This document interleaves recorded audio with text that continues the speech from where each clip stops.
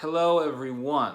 I want to share with you guys some more thoughts from the Honorable Muammar Gaddafi.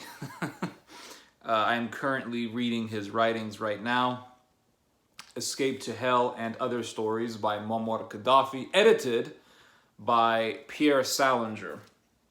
And I must say that reading through Gaddafi's work, I can tell several things. I can tell that Gaddafi is very astute. He is very observing, knowledgeable about history and geopolitics, and also he isn't clueless about the ways of the Western world. He isn't clueless about how the Western world operates, how it deceives, and how it can destroy underdeveloped or countries from the so-called third world. He also has a great sense of humor. Gaddafi is hilarious. As I read his stuff, I am laughing. Like, some of his stuff is pretty funny. Middle Eastern people probably have the best sense of humor. Some of you may refuse to believe me, but if you've been around Middle Eastern people, you will know that they are a very, very funny people. They have an excellent sense of humor, and their humor is funny because it's true. Like, they will point out things that are true and laugh at it, and that's what makes it so funny. It's funny because it's true. Now, it's not this like mocking, scoffing, vicious humor like what you'll see in Comedy Central, but it's a very observable humor, and it's very wholesome, but it's just, they're very good at executing jokes. But Gaddafi is very funny, and there is this one joke that he writes. It's a joke that it is making fun of the West's obsession with space travel. You know how you'll be watching Joe Rogan, or you'll be watching or listening to some podcasts, or watching a YouTube video about the stars, and you'll be watching some guy, I don't know, some Japanese looking guy, or some guy, Neil deGrasse Tyson, something like that, and he'll be going off about space and the stars and the planets, and they'll talk about the solar system and the weight of the Earth and yada yada yada. Some of these types of people will go so far as to talk about possible life forms and other planets, or they'll talk about other dimensions, and how there is somewhere in the galaxy someone who looks just like you doing the exact opposite of what you're doing on Earth. And I'm not joking. I actually saw this on National Geographic years ago. They were talking about this. Some Japanese guy thought of this theory, and people are acting as though it's gospel truth.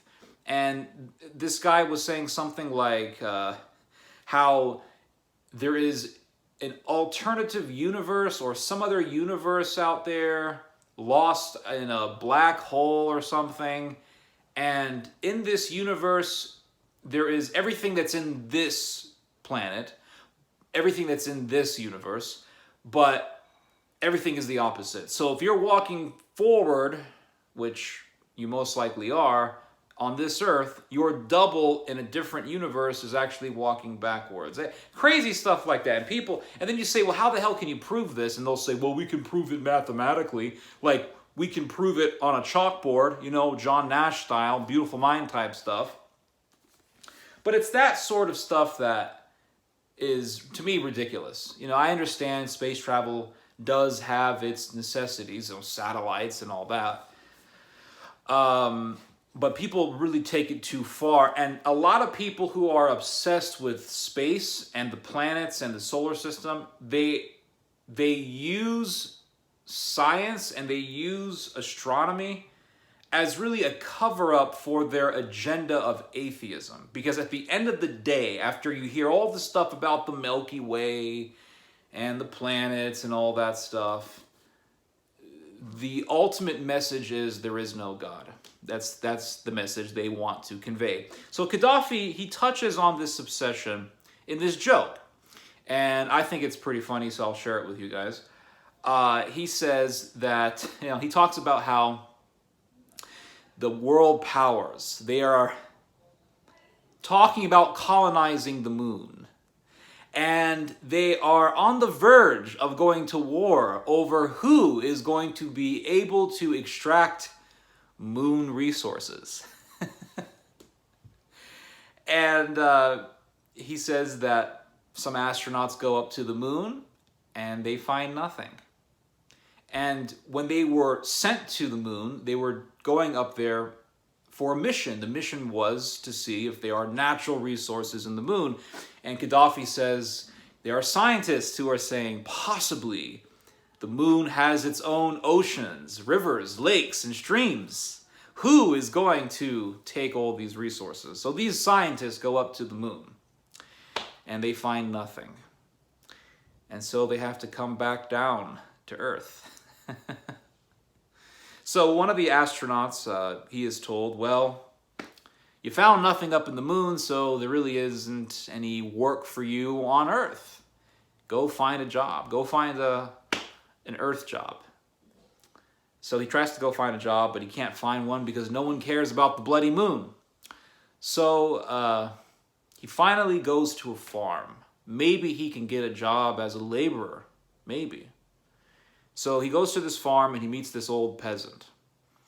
And the peasant says, do you know anything about how to work the earth? And the astronomer, or the astronaut, gets very haughty and he says, I know how much the earth weighs. The earth weighs 150 billion tons. And I know the distance between the earth and the moon. And I know that the moon is so far away that if we were to drive to the moon, it would take 142 days. If we were to try to walk to the moon from Earth, it would take us 12 years. And I know that Saturn is the biggest planet in the solar system. And I know the circumference of the Earth and the circumference of Saturn. I know the circumference of Mercury. And he just spits out all this knowledge. The water, the weight of the water on the Earth, and the Milky Way, and the different galaxies, and the constellations, and this and that. And he overwhelms the peasant so much that the peasant decides, this guy is not worth my time, and he just walks away.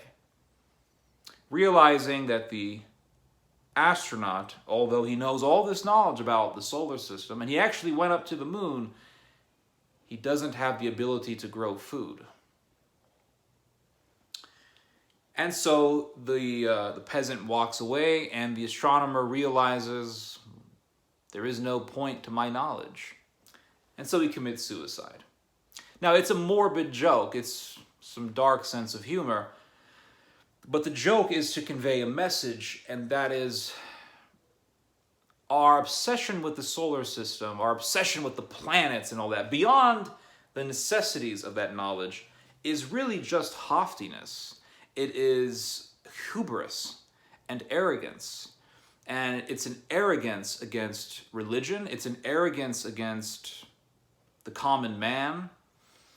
And Gaddafi's philosophy, and you see this throughout his writing, and so far this is what I'm seeing. Gaddafi's writings have this pattern of focusing on what is most important to human life. Gaddafi talks about the importance of agriculture, how agriculture is more important than cities. Agriculture is more important than money. It's more important than the capital of the country. Because from agriculture, we have what? The growing of food that nourishes our bodies. Farming is more important than metropolitanism or this obsession with the planets. Because through farming, we have cattle. With cattle, we have our steaks. We have our protein. We have this necessary nourishment that we need for our survival.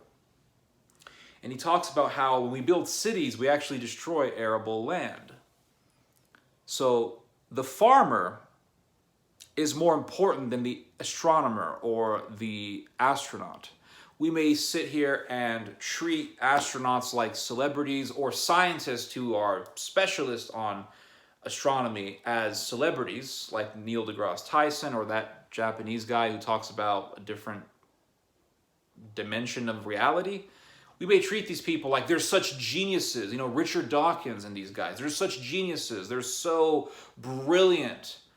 But yet, when we see a farmer, we just pass on by. We treat him like he's just any other person.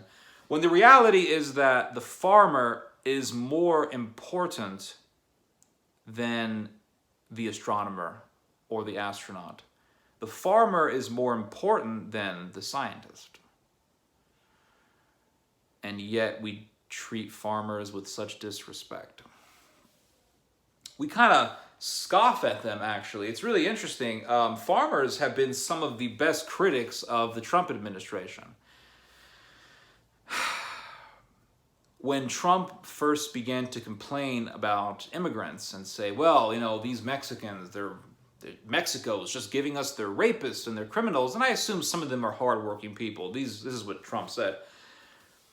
And I remember actually reporting on this on Shubot.com, how farmers were telling Trump pretty much that, hey, you really don't know what the hell you're talking about when it comes to immigration, and how necessary immigrant work is, and how vital these illegals are to American agriculture. Because these people are very hardworking and they have excellent work ethic. And when they come to the farms, they pick the tomatoes like no one else. They pick the raspberries, the strawberries, they pick the fruits. And these farmers said, if we were to deport all these people and then hire real Americans, by the time it would take us to hire the Americans, literally all the vegetables and the fruits would be rotten on the vine. I remember reporting on this, and there were people just laughing at it, scoffing at these farmers. These farmers don't know what they're talking about. Or maybe they thought, hey, these farmers are enemies of America because they want illegal immigrants to do the work. It's like these things with this whole thing with the tariffs on China. Trump did tariffs on China, and the soybean farmers in the U.S. who sell their soybeans to China, the soybean farmers were the ones who suffered the most because of the tariffs. And these farmers had to be given basically government welfare to subsidize them or to compensate them. It's pretty sad how we treat farmers. It's pretty sad how we don't really listen to them when they deserve to be listened to.